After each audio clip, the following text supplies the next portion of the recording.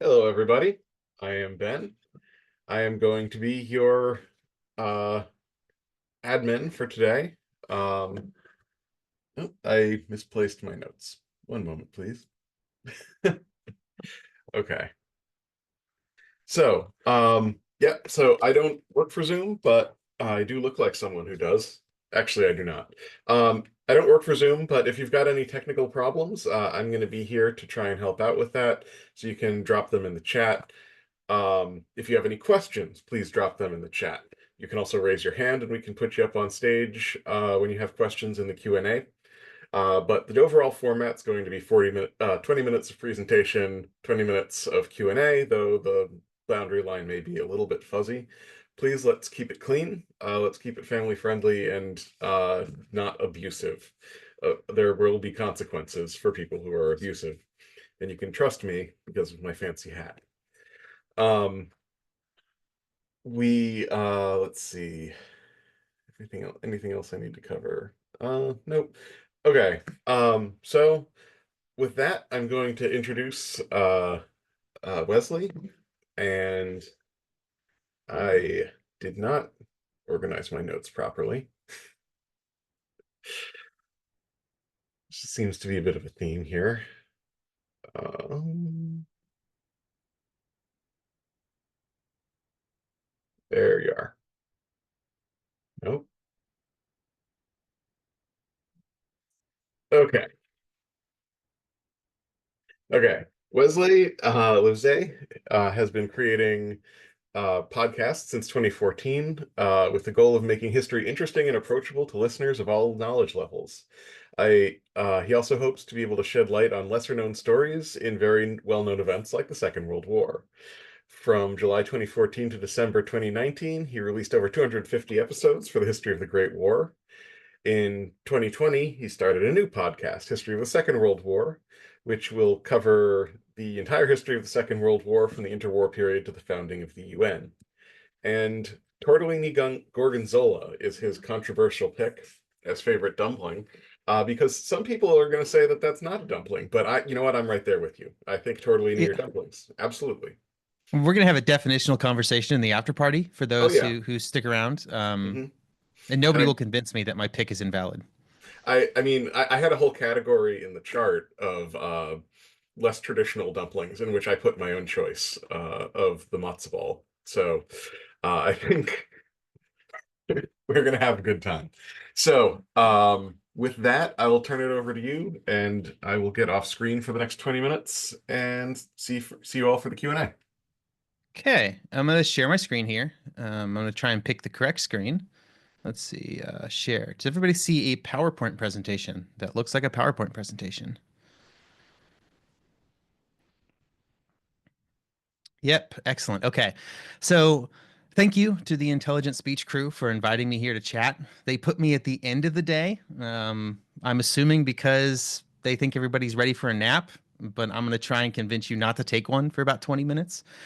And when I first got sort of asked to present for this topic for this year's Intelligent Speech, there's like a million different choices to choose from when it comes to the First and Second World War. Espionage, resistance, cryptography, lies, deception on the battlefield. Like we could probably spend 40 minutes just taking turns naming people, events, and actions that fall into the theme of deception that occurred just during the Second World War. And while, oh, wait. Okay.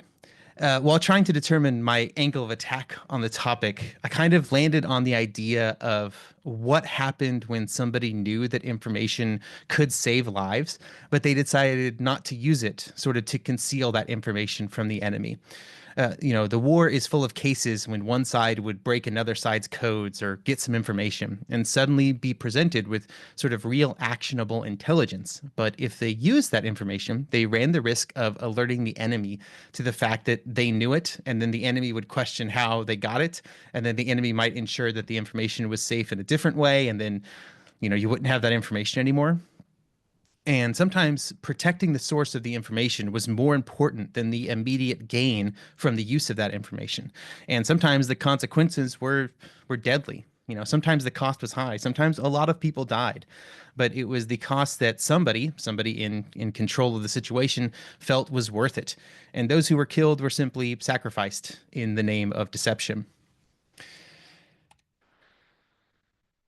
Now, most of the information that was gained from enemies during the war came from radio interceptions of encoded messages. Radio was not a new development during the Second World War. It's started well before that. And everybody knew that everybody else could intercept the messages that they were sending, and this required work on encryption to try and keep them separate or secret. Each nation had their own methods developed for encryption, and they ranged greatly in complexity. Also, I think this is interesting because this is kind of the last period in history where human beings were capable of defeating encryption without the aid of like advanced computers. But the most famous of the decryption efforts would be at Bletchley Park against the German Enigma machines. They've made entire movies about it. Now, the Enigma machines were in use before the war, and work on decrypting the messages that they sent started before the war as well. It was a device that we will not go into the full details of, but they were rotors that spun, that sent messages, that encrypted messages. The Poles actually got the closest before the start of the war at decrypting all the German Enigma machines, and they were able to read messages that were encrypted with a three-rotor Enigma machine, like the one that you see in the diagrams on the screen right now. However, as the Germans increased the number of rotors that they were using in their combinations, things got out of control and beyond the scope of what you could kind of do as a human being with physical methods. However, one of the methods that was used by the Poles that was the most successful was to use a large, heavy stack of paper sheets with columns of letters that would be laid one on top of each other. You would have 6 stacks of 26 sheets each. And then holes would be cut in each sheet for each letter. And then they were put on top of a light table so that you could kind of stack them. And you would kind of make a physical representation of the Enigma rotors. But if you do the math on that, that's 156,000 holes that somebody was cutting with a razor blade by hand to decrypt a three-rotor Enigma machine. And adding rotors increased that number quite substantially. Now, even though their methods were eventually outpaced by the German sort of adjustments to how they were doing things, the intimate knowledge that Polish cryptographers had of the Enigma machine and their interworkings would later sort of provide the first steps to the British towards sort of full decryption. Also, I won't go into full details here. Again, whole other talk. But it's relatively important to our story that the various German military services and government agencies were all different when it came to how careful they were, both with their encryption settings and sort of best practices, and how they were and the messages that they were sending in general.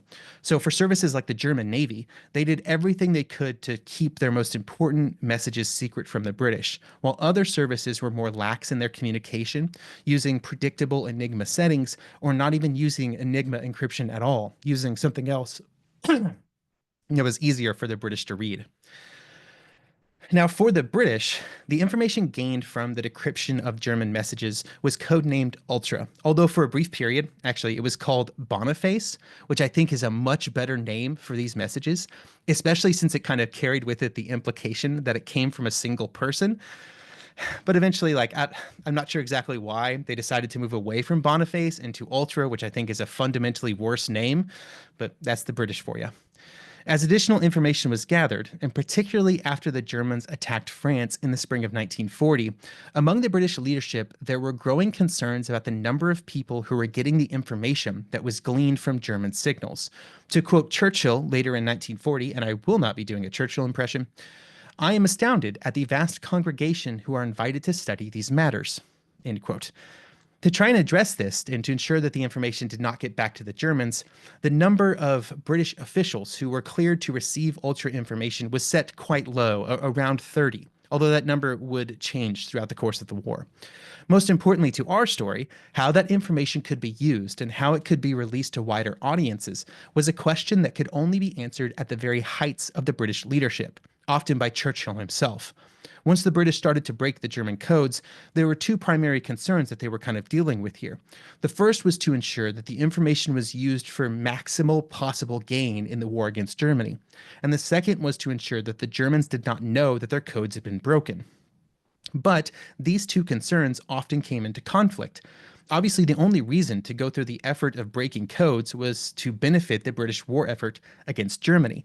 And the information contained in ultra decryptions could massively benefit the British war effort. However, on the other side, if it was used too frequently, too flagrantly, it might tip off the Germans that their communications were no longer safe. If that happened, then they might change their communications in a way that the British would not be able to read. And then they wouldn't have that source of information anymore. It was a balancing act. And then this is something that all the nations kind of went through. Everybody was trying to read everybody else's radio messages. And so everybody, if they could manage to crack any other codes, had to kind of keep this balance in play. It was an act of deception, you might say, to conceal that they knew the information and to find ways to use it without compromising it. This brings us to our first straightforward example of this phenomenon or this balancing act, and that is the German invasion of Crete. In early 1941, the Italians, well, actually a little earlier for the Italians, but then the Germans would invade Greece, quickly overrunning the country, even though British support was kind of raced onto the scene to bolster the Greek defense. After they finished their conquest of the mainland, the Germans turned their eyes to Crete, an island to the south where the bulk of the British forces had retreated to, with some Greek troops and part of the Greek government and other officials. The Germans would then plan an airborne operation to drop onto the island and capture it in theoretically a quick and decisive victory. But the plans for this operation, and most importantly, the areas where the Germans planned to drop their first wave of paratroopers, would be decrypted by British cryptographers and provided to British leaders with the Ultra code word. After some discussions, the decision was made to forward this information to the British General Freyberg, the commander of the forces on the island. Freyberg was told, in no uncertain terms, that he should only act on the information provided to him if he could come up with a reason that he would know that information, other than through the Ultra intercept. Basically, he could not completely reorientate his defenses around the known drop zones, unless he could explain from a military perspective why he made that move. Now, he would not be able to come up with a reason, and so he kept his defense organized as it was before he received the message. And this was not the only reason that Crete fell to the Germans. Freyberg was obsessed with this idea of a seaborne invasion that the Germans never actually planned to do. And so he only kind of trusted the information that he received from Ultra. But the reasons for the failure of the defense of Crete is kind of a whole talk by itself. But it is an example of how the British were very concerned that if they used the information they gathered too openly, then it would compromise Ultra and the Enigma traffic as its source. In the end, the Allies lost Crete. In the process, 8 ships of the Royal Navy were sunk. Over 5,000 casualties were suffered by the defenders. 12,000 were taken prisoner. The Cretans had to deal with German and Italian occupation for the rest of the war. But Ultra was protected for later use. While information about future German operations was certainly the most prized type of messages, there were other far more numerous types, because one of the most frequent transmissions among the German military was information about ongoing operations.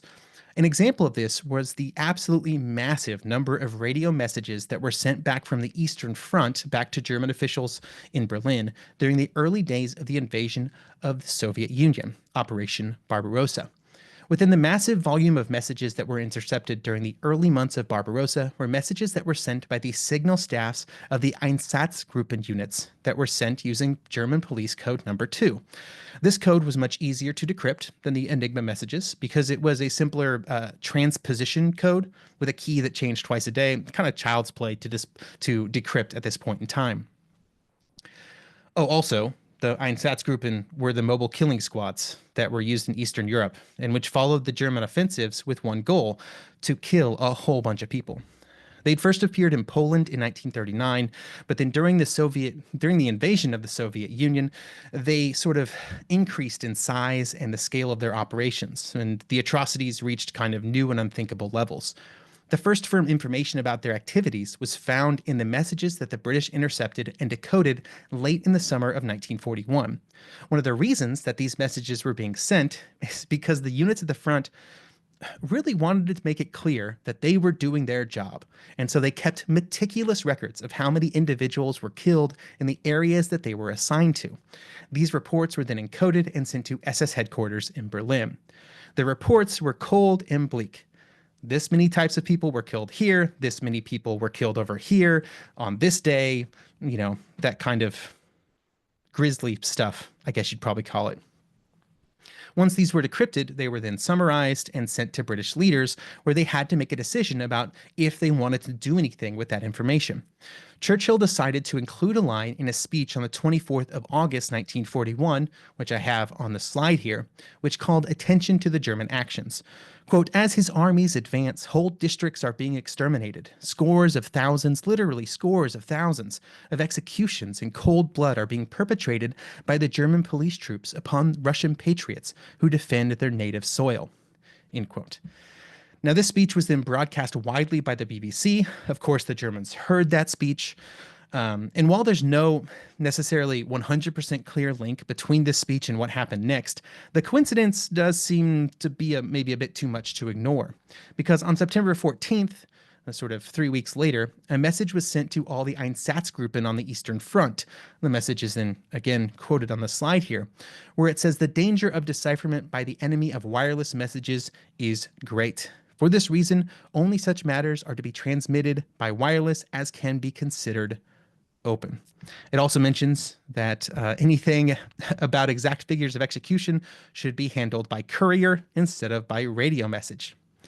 Shortly after this occurred, the Germans would also change the encryption used by the Einsatzgruppen, and instead of double transposition, they would move to a double playfair, which is different, slightly more difficult to crack. The British were still able to do so after a short period of time.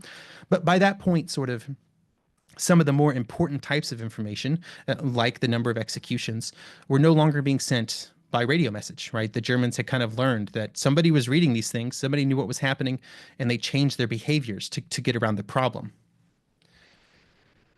Along with intercepting military traffic, like the earlier two examples of Crete and then on the Eastern Front, the British were collecting a lot of other messages, right? And one of the ones that they were receiving started in September 1941, when they started to receive a new type of Enigma messages, which would be named Orange 1. They'd kind of codename it Orange 1. Due to a mistake by a German signaler using incorrect encoding settings, there was a breakthrough that allowed the British to read the messages that were sent. And what they found were administrative reports from concentration camps in Germany and Poland. This was in no way kind of the first information that the British and the outside world had about concentration camps. The German concentration camp system dated back to the mid 1930s, because at that time, the camps like Dachau and others were used to hold political opponents of the Nazi regime. And the camps were only then later expanded as war approached, and then they wouldn't really take their sort of final form as large labor and extermination camps until after the German invasion of Poland in 1939. But as soon as the camps began to be used in Poland, information began to trickle out about their existence, largely coming from Polish sources and from individuals who had managed to escape from the camps. At least at the beginning, now these were primarily focused on these camps being work camps.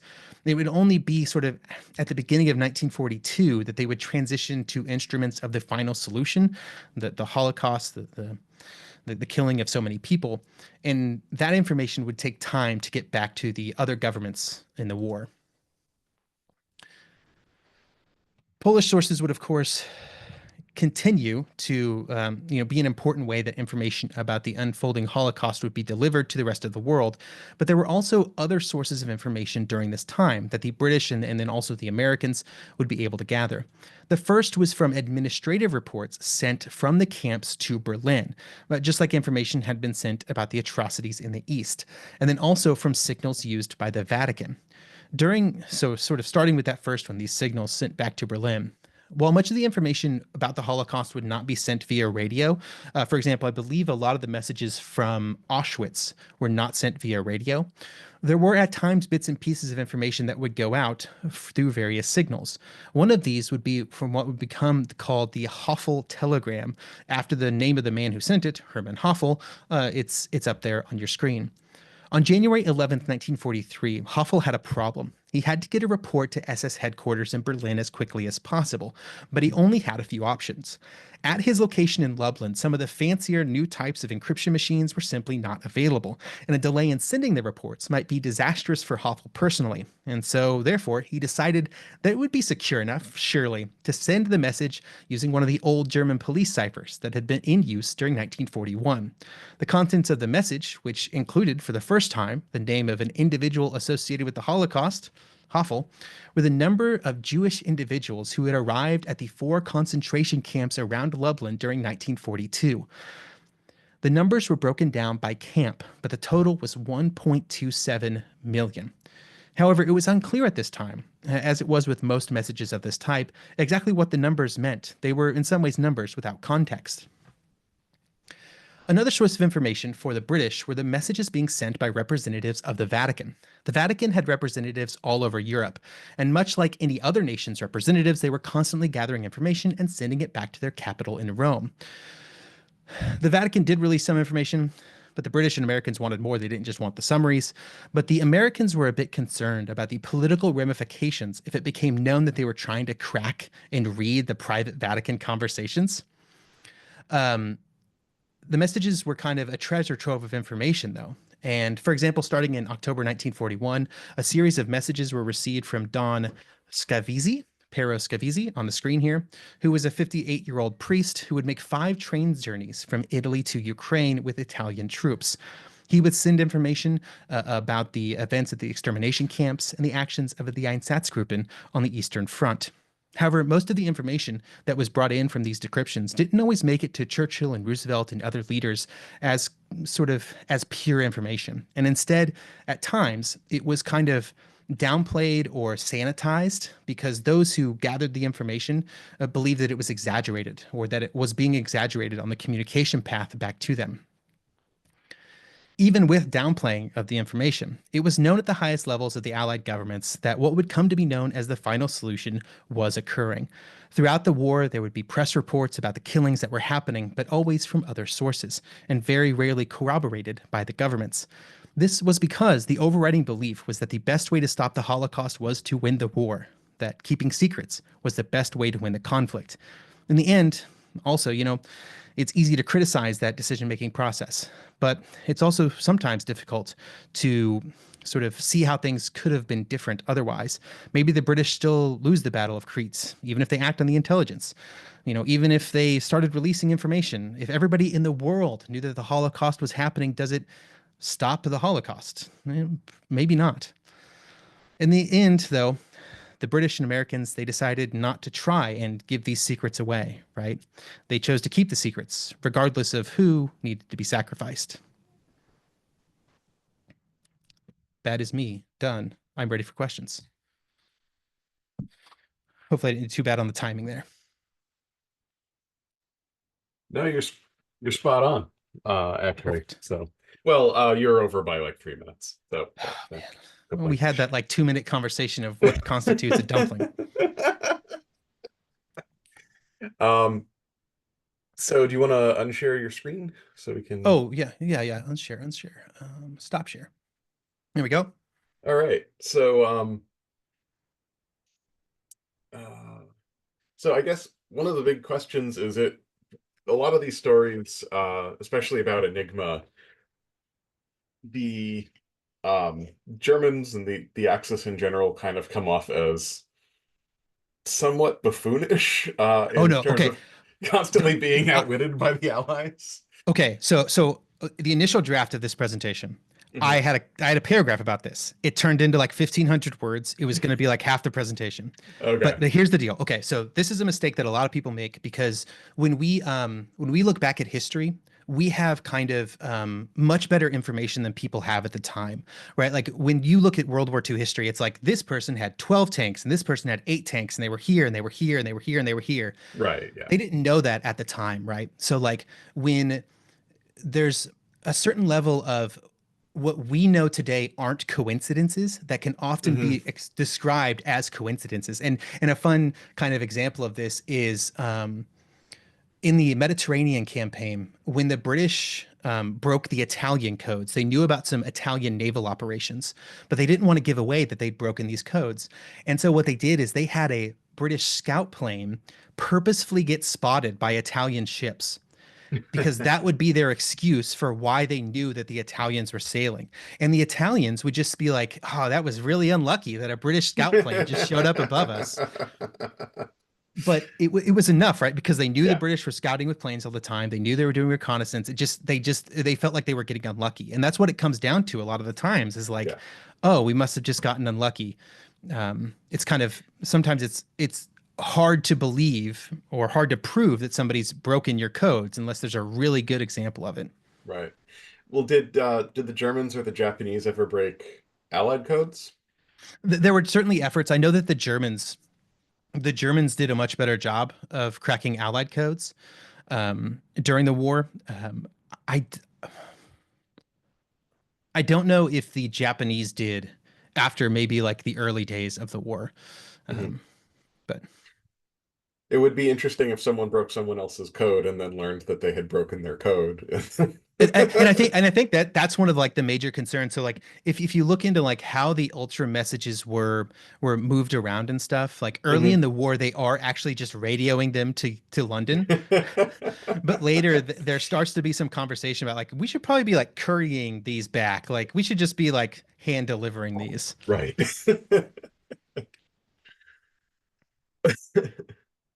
Um, Let me see. Do we have any other questions in the chat? I'm We seeing got some everyone. questions. Yeah. Okay. Um, okay. Roberto asked, what made you decide on this topic? Yeah, so again, like there were a lot of options. I think part of it was I just was deep into research about Crete at the time when I was trying to determine a topic. And so originally this presentation was going to be strictly about things like Crete, right? Where it was like it would impact battlefield decisions. Hmm. But then actually about 2 months ago, I listened to there's an excellent podcast on the RAF Bomber Command called Never Mind the Dam Busters.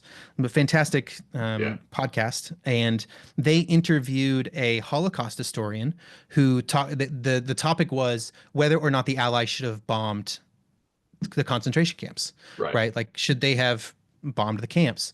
And that had like a one line thing in there about when and how they knew about the camps and what information they had. And that kind of led to a whole research rabbit hole that resulted in this topic. That's really interesting. Yeah.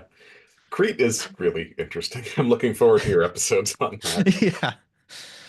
Um, Rob Boyle asks, I live in Coventry. How much truth do you think that Churchill chose to sacrifice Coventry to keep the Enigma secret?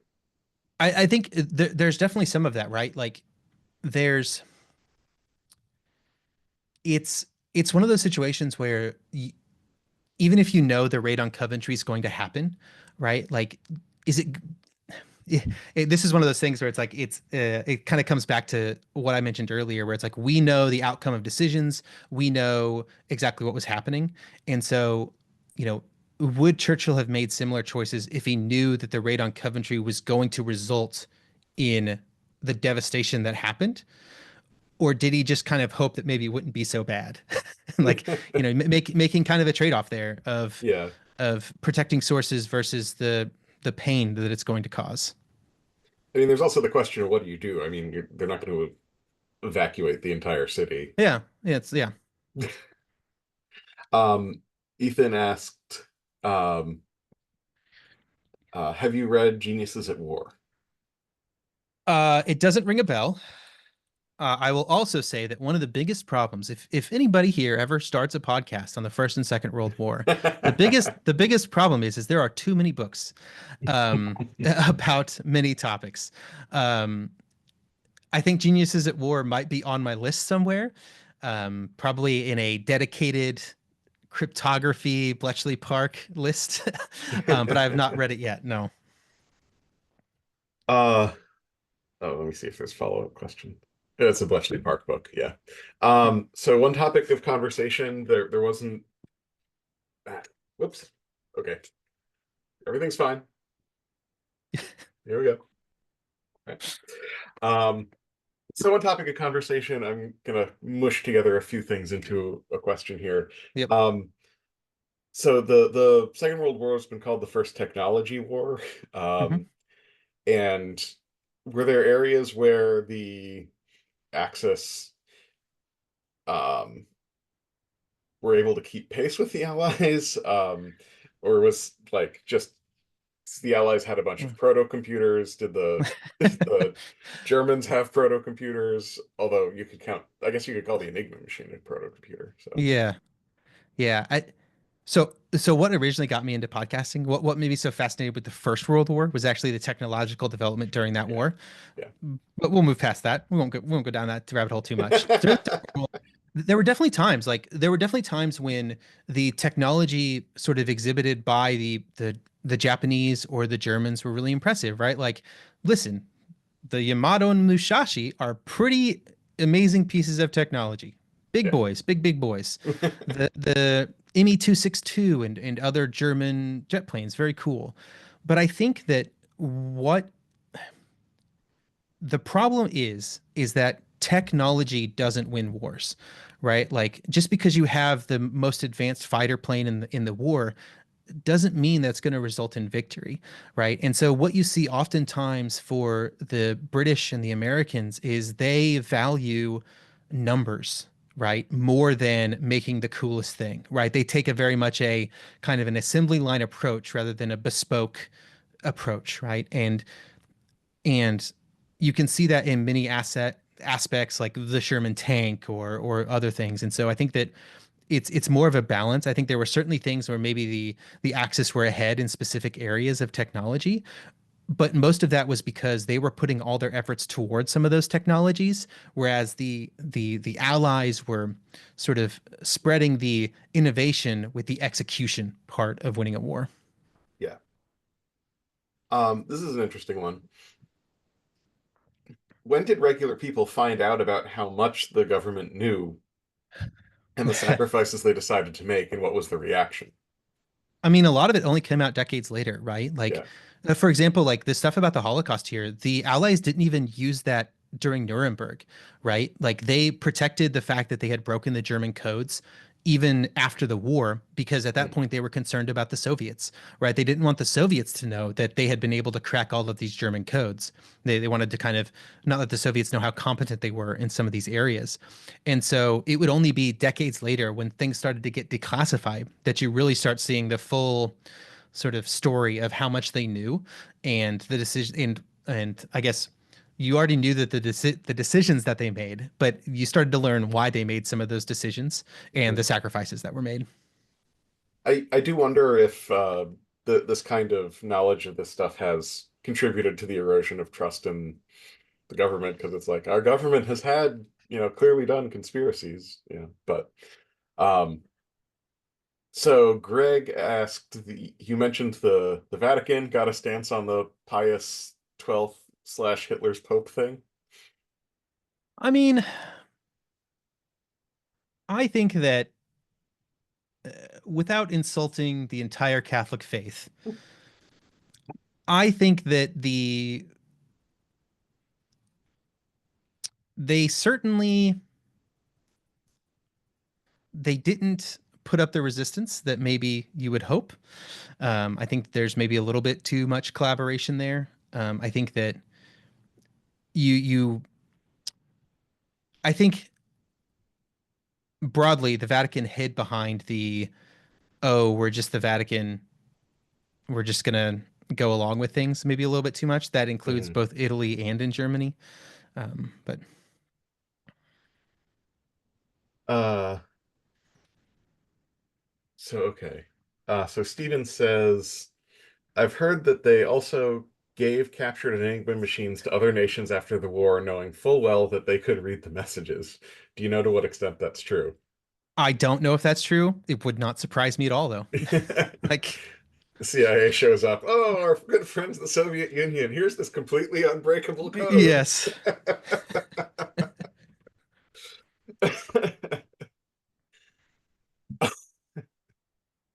Um,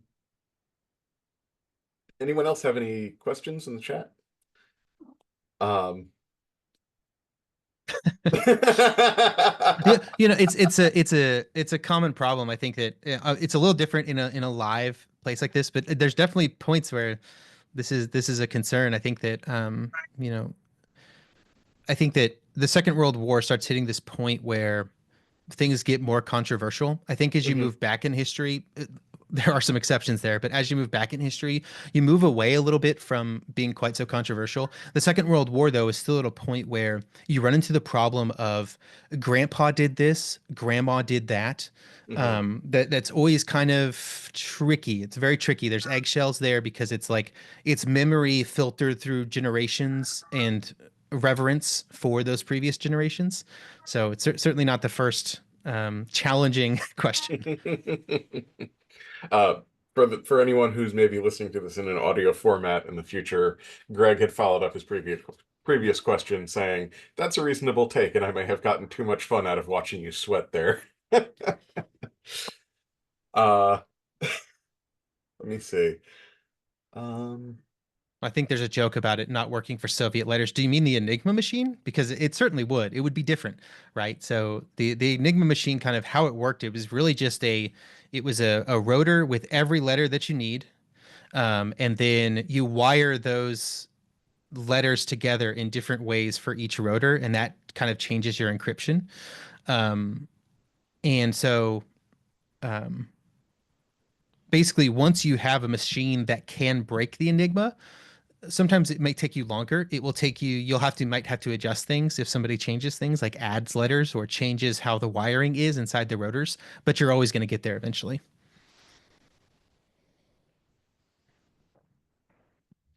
well, we have 3 minutes left, so if anyone has a final question, stick it in the chat. But in the meantime, I'll just say, Wesley, thank you so much for Mhm. presenting. This was a great session, great topic. And I will say that we are having an after party immediately after this, and it's going for however long the liquor lasts. So join in. It'll be a lot of fun. It usually is. And thank you to my colleagues, who the other admins today, to the members of the hardworking and long-suffering executive board who had so many problems this morning, basically on waking up. And we did a they did a great job pivoting and getting together and making this whole thing work. And thank you all as the participants for sticking with us while we figured it out.